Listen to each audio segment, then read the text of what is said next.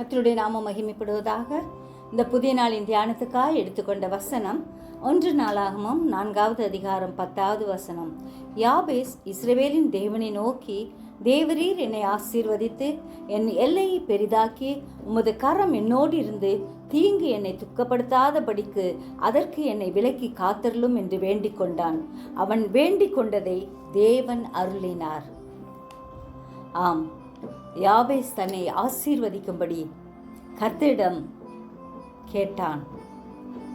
என் எல்லையை பெரிதாக்கும் உமது கரம் என்னோடு இருக்க வேண்டும். தன் வாழ்க்கையின் எல்லா பகுதிகளிலும் கர்த்தரின் கரம் இருக்க வேண்டும் என்று விரும்பினான். தீங்குக்கு விலக்கி காக்கும்படி கேட்டான். யாபேசின் ஜெபத்தை கர்த்தர் கேட்டார். நம்முடைய ஜெபத்தையும் ஆண்டவர் கேட்டு பதிலளிக்கும்படியாக ஒவ்வொரு நாளும் மன்றாடி ஜெபிப்போம்.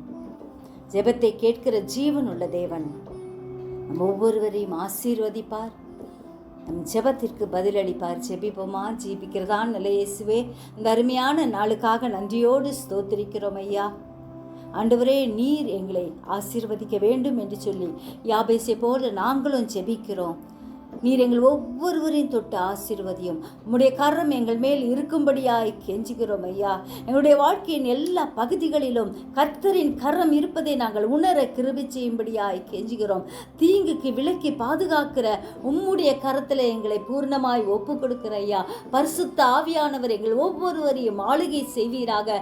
எங்கள் ஒவ்வொருவரையும் நடத்தும்படியாய் கெஞ்சுகிறோம். நேர்த்தியாய் நடத்துகிற தேவன், நேர்வழியாய் நடத்துகிற தேவன் எங்களோடு இருக்கிறபடியால் நன்றி செலுத்துகிறோம்.